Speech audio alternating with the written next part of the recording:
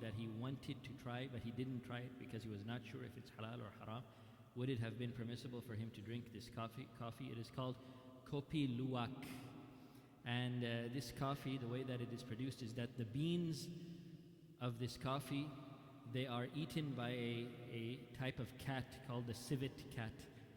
So they eat these beans, and then in their defecation, in the feces, the beans are then extracted and they're washed off and they are used to make this coffee. So would it be permissible to drink this coffee that is produced from these beans or not? So it depends on what the situation of these beans are after they come out of the animal.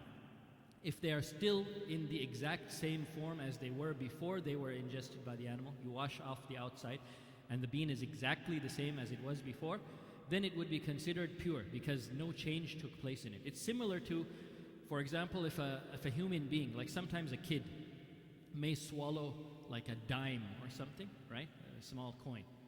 And then, you wait for the kid to pass that coin. So the dime comes out in the defecation. Then you take out that dime and you just clean the outside of it, and then it's still the same dime, right? It has not changed its properties. So that dime will not be najis. Once you clean the outside of it, then it will still be pure. So the same type of rule would apply to this. If that bean is ingested and it comes out, and when you clean the outer part of it, it is still exactly the same as before it was ingested, then it would still be considered pure. And Imam al-Nawawi, rahimahullah, he mentioned something similar to this. He said that if an animal swallows the pit of a date, this used to happen from time to time. The camels, they would be eating dates and they would swallow the pits of the dates, right? And then out in the defecation of the camels, there would be the pits there. So would it be permissible to take this pit and plant it and grow a date tree from it? And would the dates from that date tree be halal to eat, right? So it depends. If the pit comes out and it's still not affected by going through the digestive tract of that camel, once you clean off the outside of it, it's still the same type of date pit that it was before the camel ate it, and you can put it in the ground and it will still grow and nothing has changed. It has not become swollen, it has not changed its properties at all, then that date pit would be pure. And if it's planted and a date tree grows from it, then the dates from that tree would also be halal to eat in this situation because no change has taken place, right? So the same thing would apply here. You need to see, does any change take place to those beans or not? Is the situation of those beans before this cat ate it the same as when it came out of the cat? Is there any change in the properties? If there's no change in the properties, then you just clean the outside and it would be permissible to make coffee from those beans. There would be no harm in doing that. But if there is some change in the properties, if the bean came inside the cat and it was a certain size, then when it comes out of the cat, it's not the same size. It becomes bloated, for example, right? Then that means some type of change has come to the properties. It has been affected by going through the digestive tract of that cat. And in this type of situation, it would not be permissible to make use of that bean, and the coffee that is made from that bean would be haram to digest. It would be haram to ingest. It would be haram to drink.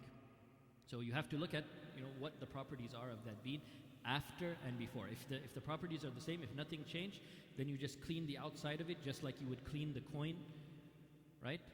And it would be pure. But if some type of chemical change has happened, if it has been affected in terms of its properties, in terms of its size, in terms of the shape, in terms of the look of it, in terms of the feel of it, if some change has happened to it, that going through the digestive system of that animal did affect its properties, then it would be considered najis and it would not be permissible to make use of it at all, and the coffee that is made from that would be haram to drink. So, I'm really not familiar with this bean. Maybe some people know it better than I do. Does going through the digestive tract of that animal change the properties of the bean or not?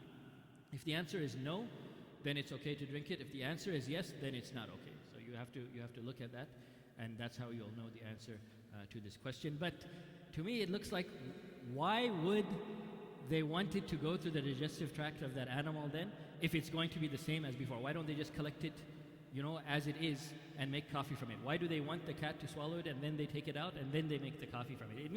It seems like, the logical conclusion would be that there is some type of a change that people like, when it goes to the digestive tract. So if that's the case, if there is some change, then it has to be avoided. It would not be permissible to drink. But if there is no change, then it would be. So Allah subhanahu wa ta'ala knows best. May Allah subhanahu wa ta'ala allow us to do that which pleases Him and allow us to stay away from that which displeases Him. Ameen. بارك الله فيكم والله أعلم وصلى الله وسلم وبارك على نبينا محمد وعلى آله وصحبه أجمعين.